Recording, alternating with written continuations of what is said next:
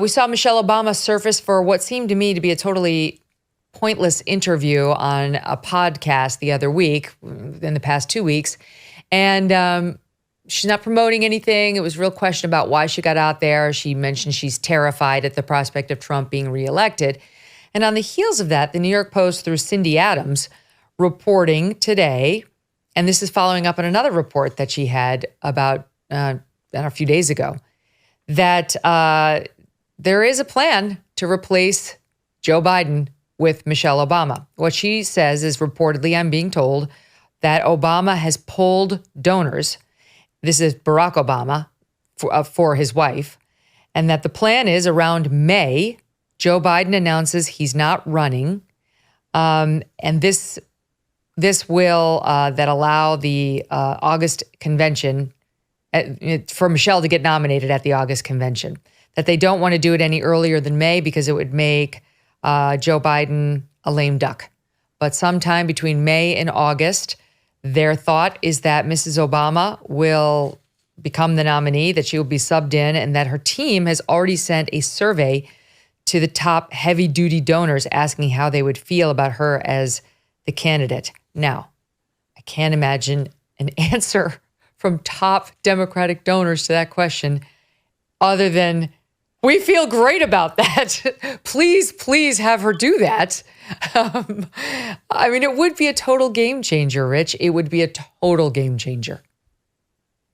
Yeah, I'm not a fan of Michelle Obama, but have huge respect for her political skills, which she developed. You could see her growing as a communicator and speech giver during her time in office. She is not going to fall down, right? She can speak cogently. But I'd be shocked if she wants to do it. She's been there. She's a world celebrity. You know, why would she want to go through this? And I just don't believe in the switcheroo scenario. Yes, if Biden suffers something terrible happens to Biden, yes, and that's not. There's some serious risk of that, right? He could have a terrible fall at any time. But he spent his whole adult life wanting this, thinking about how to get there, trying to get there, usually failing, and then he caught his break in 2020. There's no way he's going to give it up voluntarily unless he and Jill really take a serious look and realize he's not up for it physically or mentally. There's no sign they're going to do that. And if he doesn't want to do it, doesn't want to go, there's no way to leverage him out. Because I was talking to a Democrat about this a while ago. They said you can send Chuck Schumer, Nancy Pelosi, James Clyburn, who made him as the 2020 candidate or resurrected his campaign, and say, Joe, great job. You saved democracy. You've transformed our economy. You're going to save the planet through your electric car initiatives. But it's time to go. And you would just say, no, make me. How are you going to make me? And their option at that point would be to go out and at a press conference say he's not fit to be president anymore and he has to go. Are they going to do that? Because he could still not go, and now you've fundamentally damaged him and he's going to lose to Trump. No, they're not going to do it.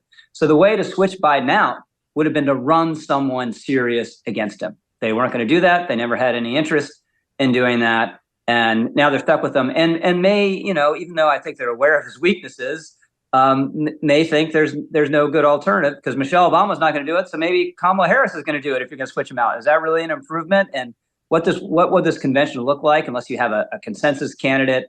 It'd be a huge risk, hugely complicated at a time when he's running against this guy they consider a threat to democracy. So I think they're in with him and into the end for better or worse. If it's true, Charlie, that the Obamas are polling big money donors on whether they would like to see Michelle run, then it does telegraph some interest. If it's true, we don't know. This is what the Post is reporting. Then it does telegraph some interest by the Obamas, which I do think many Democrats, if not most, would see as a huge lifeline. I don't know. I don't see Joe Biden voluntarily ceding power either. I've said that all along. But if you have a scenario in which the New York Times, the Washington Post, NBC, MSNBC, CNN are all piling on with, he has to go, save America, your final patriotic duty, cede the mantle, to the next generation. And also it's anti-Black if you don't, right? They'll add that in too. I could see a scenario in which he gets effectively forced out.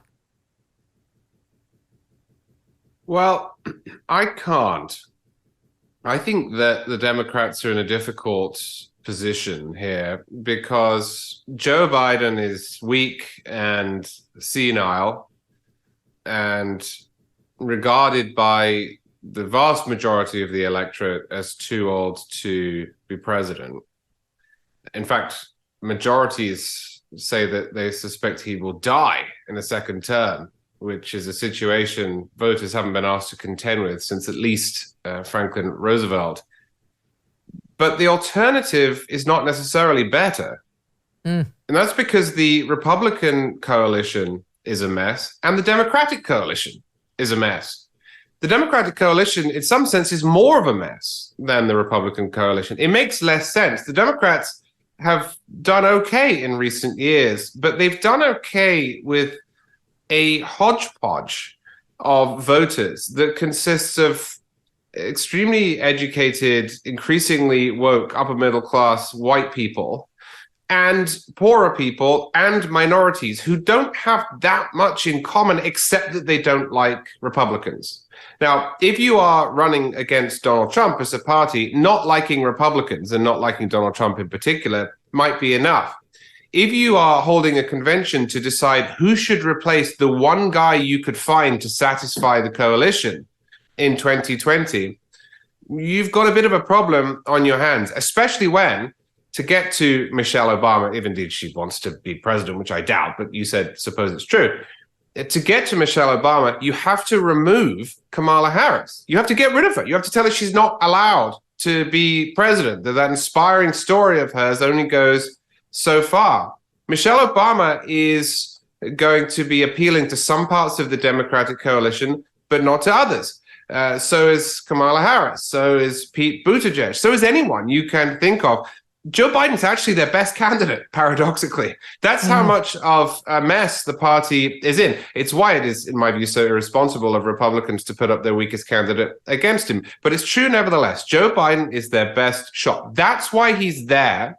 And that's why he's probably going to stay there. Now, if he were to say, have a terrible public, undeniable fall, something that you just could not spin away in the press, something that everybody saw and agreed was enough to prompt him to step down. Well, at that point, the situation I've just described becomes inevitable. And maybe it is true that Michelle Obama wonders whether she would make a good candidate, and maybe she declares, and maybe she tries to get enough people on her side. But I don't think there are going to be too many people in the Democratic Party who are going to try and bring that about in January 2024, because the unknown is potentially much more alarming than the known. Sorting through your expense tracking, estimated payments, and all those deductions is overwhelming. It might lead to a failure to file or failure to pay penalties that pile up on your tax debt. Here's an idea for you. The attorneys at Tax Network USA have been lifesavers for many. Their team has successfully saved clients over $1 billion in tax debts. Whether you're in the hole for 10 grand or staring at a $10 million debt, they are there and ready to help you. Even if you haven't filed in 1, 5, or even 10 years, the expert attorneys and tax pros at Tax Network USA are equipped to secure the best settlement for you and to help you resolve all tax cases no matter how they started. Go to tnusa.com/Megyn, tnusa.com/Megyn, or call 1-800-245-6000. Contact them now as these tax debt relief programs are expected to change. Again, it's tnusa.com/Megyn, or just call 1-800-245-6000 and tell them Megyn Kelly sent you. Hey, thanks so much for watching. If you like what you just saw, hit the subscribe button for more clips and full episodes.